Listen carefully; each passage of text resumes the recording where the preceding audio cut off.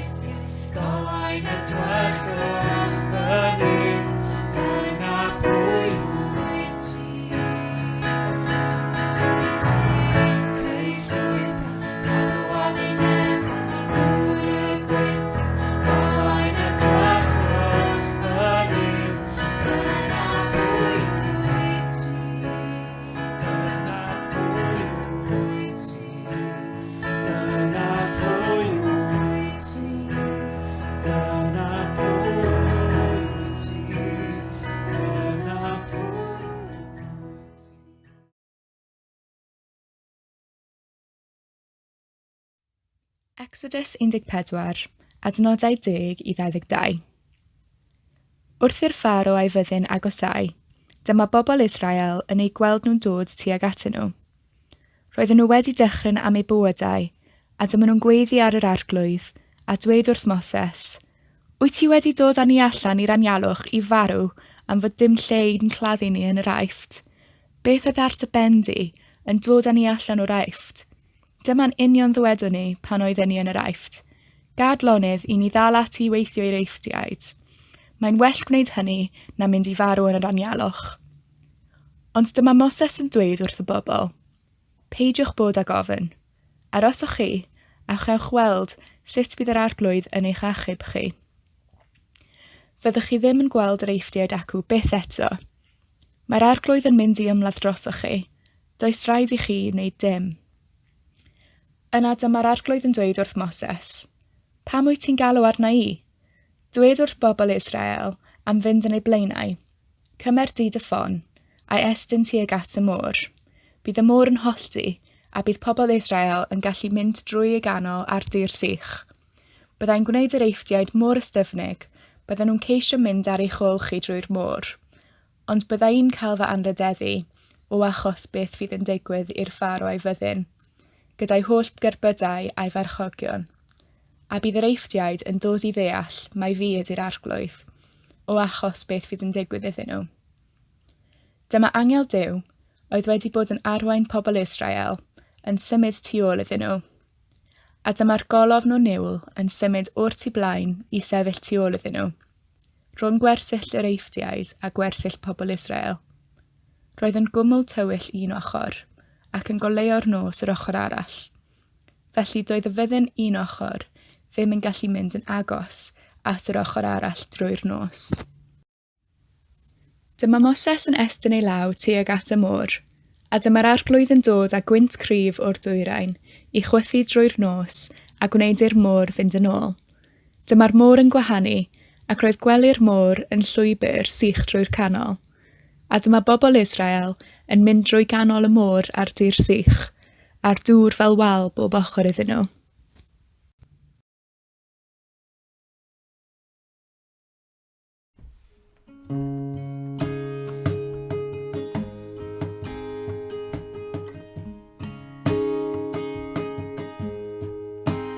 Cariad wyfor ein mwy, hwyliwyd ar gywilydd croes, dy gaest ein gwarth a'n pechod ni, yn bydd i goliaeth codau stri.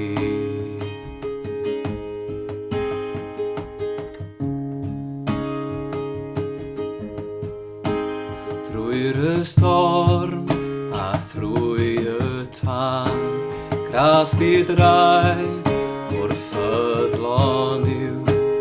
Mae gwirionedd am rhyddha, yn of Iesu Grist sy'n byw. Rwy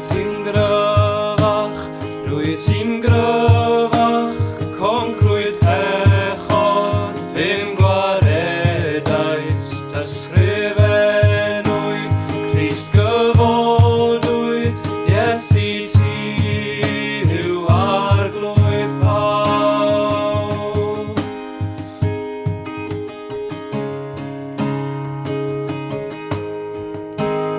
Alpha ac Omega hwyd, ngobaith am ddiffynydd, ti a'n ceisiais ni a'n cael, rydal i'r cyfan ar y groes. Rwy ti'n gryfach, concrwyd pechod, ddim gwaredaist, ysgrifennwyd, Crist gyfodwyd, Iesu ti yw arglwydd pawb.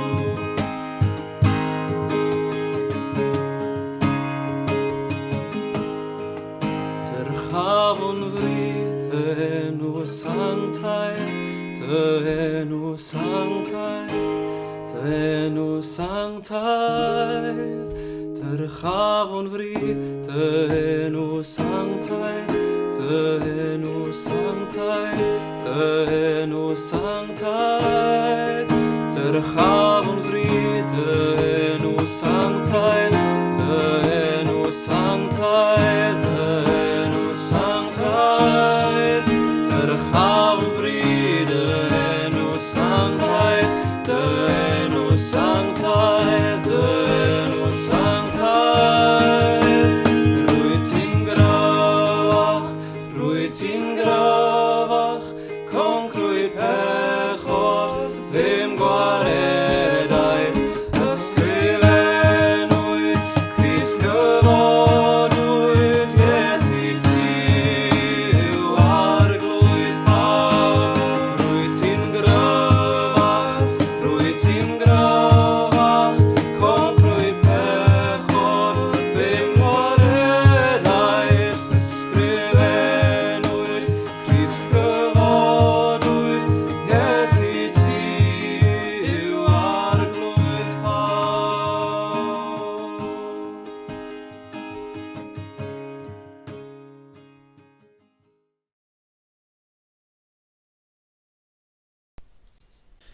Arglwydd, da ni yn dod o dy flaen di y bore yma, yn hyderus yn pwy wyt ti. Da ni'n dod o dy flaen di yn dy gydnabod di fel creawdwr a chynhaliwr y bydysawd, ac fel y Duw sydd wedi ein hachub ni, ac fel y Duw sydd yn cymryd gofal ohono ni yn ddyddiol. O dad, da ni'n dod at ti yn gofyn am faddeuant. Arglwydd, maddau ni am yr amserau lle da ni yn troeddi wrtho ti, maddau ni am yr amserau lle da ni'n gwybod be ydy'r peth cywir i wneud, neu da ni'n gwybod beth ydy dewyllus di ar yn cyfer ni, ond da ni'n dewis wneud yn peth yn hynny, neu da ni'n dewis troi yn ffordd yn hynny. O dad, gna ni'n bobl fwy ifydd i ti. Gna ni'n bobl sydd isio dy ddilyn di, ac isio dy ddilyn di yn llawen hefyd, Arglwydd. Gna ni'n bobl sydd isio gwybod dewyllus di ar gyfer yn bywyd ni, ac yn fodlon ac yn fodlon i efyddhau i'r ewyllus yna. O dad, da ni yn dod at ti yn hyderus ym mhwy wyt ti. Yn hyderus fod ti yn Dduw sydd yn achub ac yn Dduw sydd yn rhyddhau yr rhai caeth. O dad, da ni'n darllen ac yn clywed am sut ti yn rhyddhau yr Hebreaid o'r Aifft, ac da ni'n gweld bod ti'n rhyddhau pobl o sefyllfaoedd sydd yn ymddangos yn amhosib. A felly da ni'n cyflwyno'n hunain i ti. O dad, da ni'n gwybod pa mor anifydd, pa mor styfnig da ni'n gallu bod. Ac da ni'n cyflwyno'n hunain i ti yn y gobaith ac yn yr hyder fod ti yn Dduw sy'n rhyddhau ni i fewn i lywenydd ac i fewn i gwir ryddid yn dy enw di. O dad, da ni'n cyflwyno hefyd dy eglwys di i ti. O dad, da ni'n cydnabod wedi bod yn amser anodd dros yr flwyddyn dwytha, efo methu cyfarfod yn gorfforol efo'n gilydd yn yr un stafell. Arglwydd, da ni yn diolch am pa mor hael wyt ti wedi bod efo ni dros y flwyddyn dwytha. O ti wedi caniatáu ni i dyfu ac i dod yn agosach at y ti, Arglwydd. Fod ni wedi datblygu ac wedi tyfu'n ysbrydol mewn ffyrdd na fyswn ni byth yn dychmygu fel arall, Arglwydd.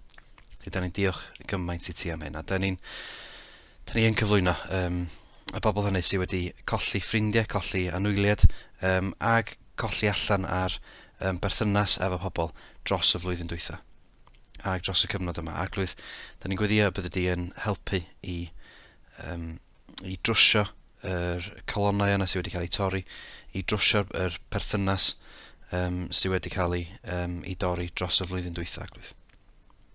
Felly, da ni yn dod at ti yn hyderus eto fod ti yn Dduw sydd yn gallu dod â bendith hyd yn oed trwy'r cyfnodau mwyaf anodd, hyd yn oed trwy'r pethau sydd yn ymddangos mwyaf amhosib, bod ti yn Dduw sydd yn bendithio, ac mae ti ydy yr pŵer cryfa, Arglwydd. Nid unrhyw beth arall, nid yn anefydd dod ni, na hyd yn oed marwolaeth, ond mae ti ydy'r grym cryfa yn y bydysawd. Felly o dad, da ni yn gweddio dy fendith i dros ni heddiw, yn enw sanctaidd Iesu Grist. Amen.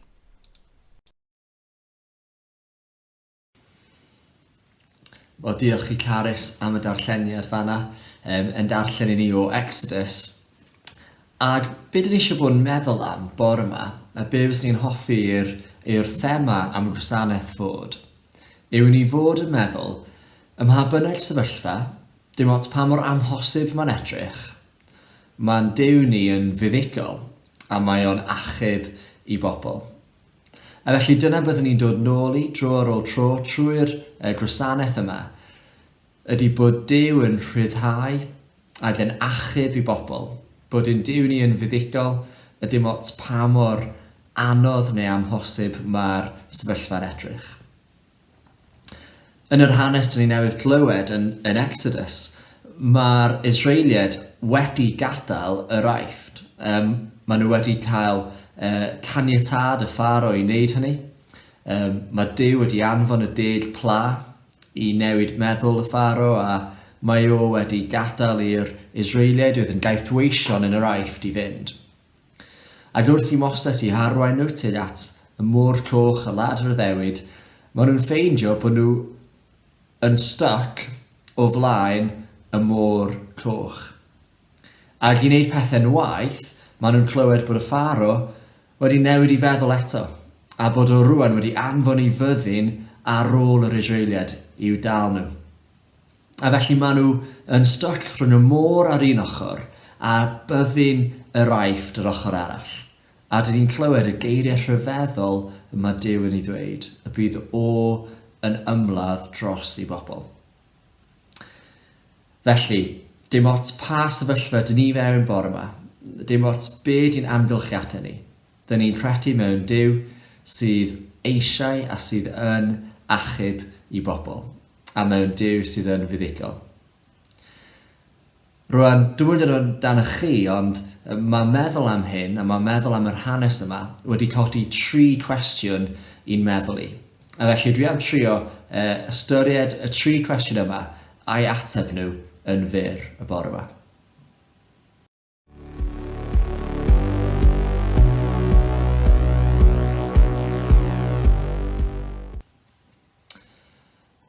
Efallai nad ydy'r hanes yma yn swnio'n hollol berthnasol i ni heddiw.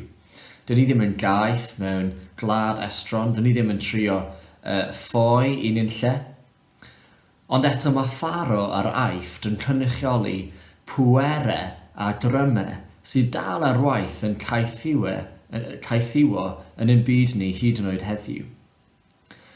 Chi'n gweld roedd y Eiffdwyr yn credu bod yna nifer o dduwiau yn eu byd nhw, a bod rhaid iddyn nhw plesio y duwiau yma mwyn iddyn nhw gael cnwd da, mwyn cael hael, mwyn i'r Nil orlifo bob blwyddyn.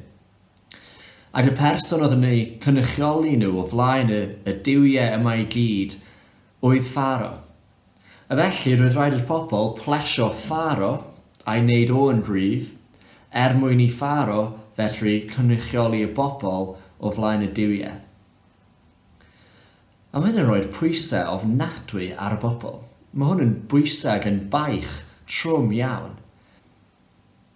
Ond chi'n gweld mae Duw yn dangos bod yna ffordd arall. Efallai bod pwerau'r byd yn mynnu teyrnged ac yn rhoi pwysau trwm ar ein sgwyddau. Ond mae'r deg pla cafodd ei anfon gan Dduw mwyn galluogi'r Israeliad adael, yn uniongyrchol lain i fyny yn erbyn 10 o dduwiau yr Aifft.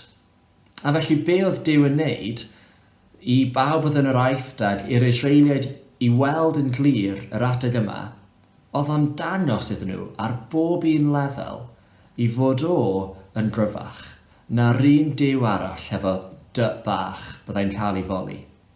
Mae dim ond un Duw gwir sydd, a bod o am achub ei bobl.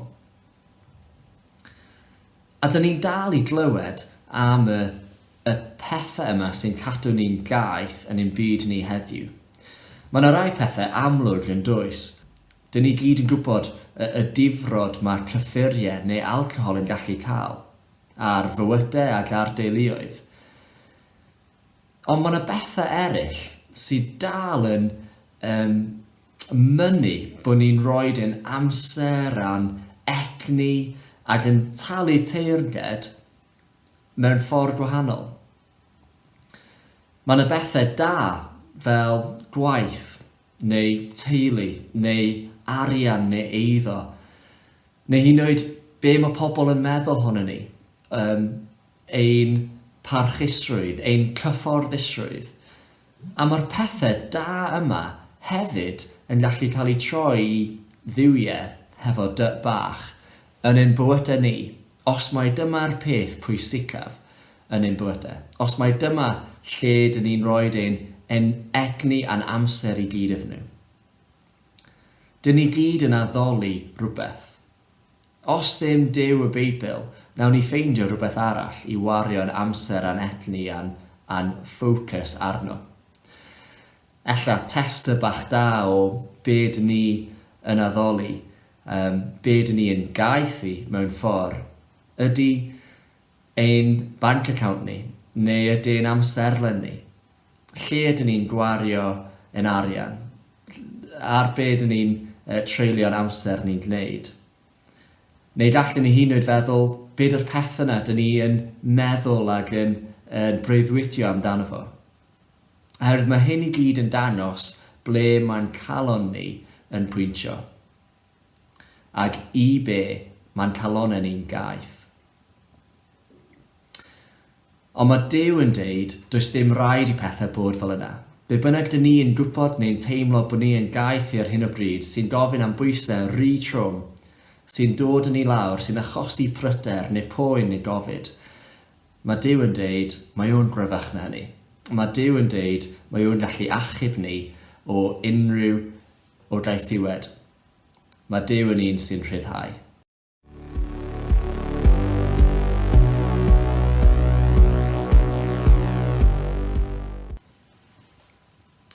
Wel, yn syml, yn gyntaf, dyn ni'n gweld yn y hanes bod yr Israeliad angen trystio, angen ymddiried bod Duw yn mynd i ac yn mynd i allu achub nhw.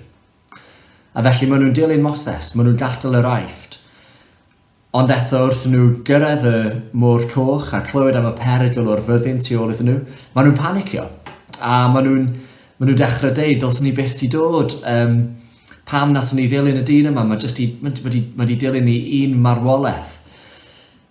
Ond yn yr adnodau 13 ac 14, mae Duw yn datgelu pethau anhygoel fan hyn am ei ras o, am y ffordd mae o'n gweithredu, am ei gariad o, am hyn sy'n wir yn yr adnodau yma, yn wir am Dduw yr holl ffordd trwy'r Beibl ac yn wir amdano fo heddiw. Felly pen maen nhw yn y panic yna, pen dyn nhw ddim yn gwybod be sy'n mynd i ddigwydd, pan maen nhw'n teimlo bod nhw wedi gwneud y peth anghywir ac ddim yn siŵr os gallen nhw ymddiried yn nyw, peidiwch bod y gofn. Aroswch chi a chewch weld sut bydd yr arglwydd yn eich achub chi. Byddwch chi ddim yn gweld yr eithriad acw byth eto. Mae'r arglwydd yn mynd i ymladd drosoch chi. Does rhaid i chi wneud dim. Mae Duw yn dangos yn glir fan hyn. Mae waith o ydi achub. Does yna neb arall yn gallu wneud. Dyn ni methu achub yn hunain. In fact, mae bron fel bod yn deud wrthyn ni, a mae'n deud wrth yr Israeliad fan hyn, does ddim byd bod chi'n gallu wneud am y peth. Mae hwn gyd lawr i fi. Mae rhaid i chi just ymddiried ynddo fi. A mae'r un fath yn wir i ni heddiw. Does wyw i ni drio ennill ein achubiaeth neu ennill ein rhyddid, gallen ni ddim mwy wneud hynny na galle'r Israeliad fod wedi agor y môr coch ei hunain. Mae angen gwirth, mae angen Duw ar waith, mae angen Duw i wneud y ffordd i'n rhyddid ni. Dwi'n hoff iawn o brynu llyfrau newydd. Pidwch y gofyn i fi faint honno dwi wedi ddarllen. Ond dwi'n hoffi mynd i brawsio lot o'r llyfrau. Ac yn aml iawn, yn y top 10 neu top 20, beth ydych chi'n weld yn y bestsellers ydy lot o self-help. Rwan, dwi ddim yn dweud bod yna ddim byd yn bod hefo llyfrau self-help. Dwi'n meddwl yn gallu bod yn help, y mawr iawn. Y broblem hefo llyfrau self-help ac hefo meddylfryd fel yna ydy bod o'n rhoi y pwysau i gyd yn ôl arno ni. Mae angen I ni geisio gweithio'n galetach, bod yn well, trio'n galetach, gwneud y hyn I wneud hwn a hwn yn well. A mae'r pwysau I gyd yn ôl arno ni a'n perfformiad ni mwyn I ni fedru teimlo'n dda am ein hunain. Ond mae Duw yn deud yn hollol groes. Mae'n deud, does rhaid I chi wneud dim. A felly, dyma lle dyn ni'n gweld gras a'r cariad Duw a pa mor afresymol ydy gariad o. Dydw ddim yn gofyn I ni fod yn taip arbennig o berson cyn bod o'n caru ni, cyn bod o'n achub ni. Mae o'n gwybod yn union fel ydyn ni. Mae'n gwybod yn struggles, mae'n gwybod y rhannau tywyllach am ein hunain, bys ni ddim eisiau neb arall I wybod amdano ni. Mae Duw yn gwybod y cwbl. Ond eto, mae'n edrych efo ni llawn cariad. Mae'n edrych tuag ato ni a mae o eisiau I ni nabod fo. Mae o eisiau gwneud ffordd I ni fod yn agosach ato fo. Duw sy'n gwneud y ffordd a Duw sy'n wedi gwneud y ffordd trwy Iesu, trwy ei aperth o ar y groes. Dyn ni'n credu bod Duw wedi gwneud ffordd I ni fod mewn perthynas efo fo. Roedd rhaid yr Israeliad cyn gadael dywallt gwaed oen dros talcyn y drws. A dyna byddai'n cadw nhw'n saff rhag ddicter Duw. A dyn ni'n gweld fel canrifoedd wedyn wrth fod yn bita yn ystod gwyl y Pasg efo'i ddisgyblion. Mae Iesu yn gwneud y link yn ôl efo'i hun. Ac Iesu ydy ein oen ni. Drwy waed o'n cael ei dywallt ar y groes, dyn ni hefyd yn cael ein achub o ddigofaint Duw. Dyn ni hefyd yn cael y ffordd yna wedi wneud yn glir I ni gael bod mewn perthynas hefo Duw. A be dyn ni angen wneud I ennill yr achubiaeth yma? Mae'r arglwydd yn mynd I ymladd dros chi. Does rhaid I chi wneud dim.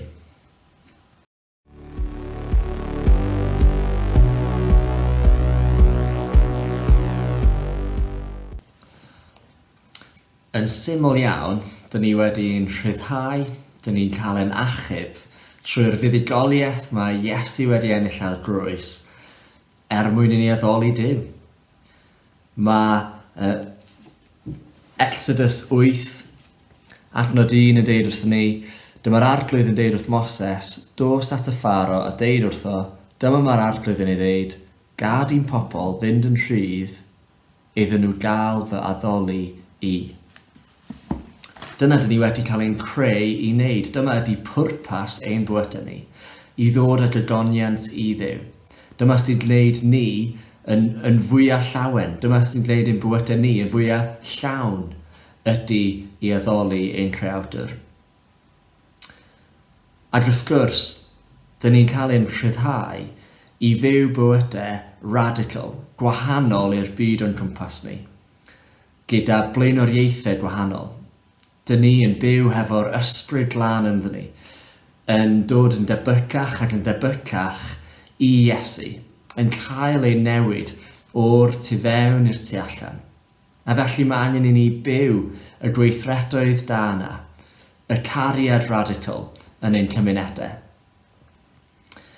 Ac wrth gwrs, dyn ni'n cael ein rhyddhau I fyw bywydau gobeithiol. Roedd yr Israeliad yn teithio tuag at glad yr Iddewyd.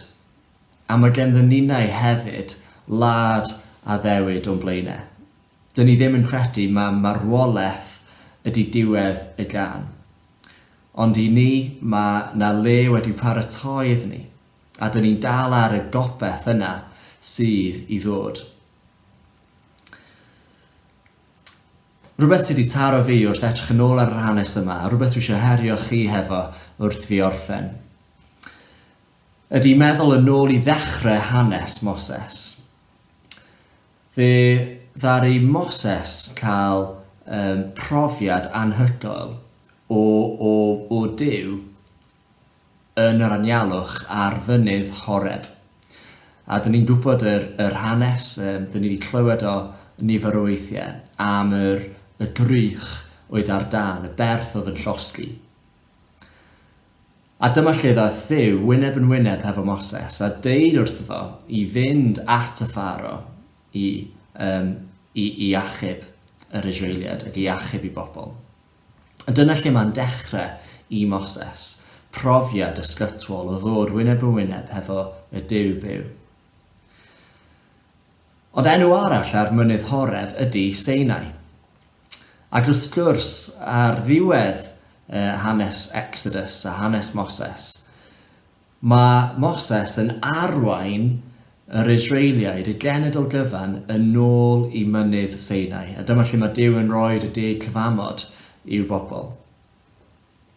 A nath o just taro fi, yn y bôn, be mae Moses yn neud.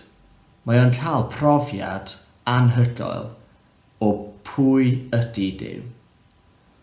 Ac oherwydd y profiad yny, mae o'n mynd yn ôl at ei bobl ac yn dod â nhw nôl i'r un fan. Mae o eisiau dod â nhw, mae o'n cael ei orchymyn ond mae o'n dod â nhw yn ôl i'r un fan. A dyna dal ydy'n galwad ni fel Cristnogion heddiw. Os dyn ni nabod Duw, yna mae angen i ni rannu newyddion dana. Mae angen i ni ddod ag eraill i'r un man. Dyna dyn ni'n cael ein galw i wneud hyd yn oed heddiw, i ddangos cariad anhygoel Duw ac i rannu y cariad yna efo pawb sy'n cwmpas. O dy gariad di sy'n ein lloni, o dy gariad di. O dy gariad di sy'n ein lloni, o dy gariad di. Dyma gariad fel y moroedd tos ddieithau fel y llun, twysog bywyd pyr yn marw, marw i brynu'n bywyd ni. Pwy all beidio chofio amdano, pwy all beidio threith i glod. Dyma gariad nad anangof, trafon nefoedd wen yn bod.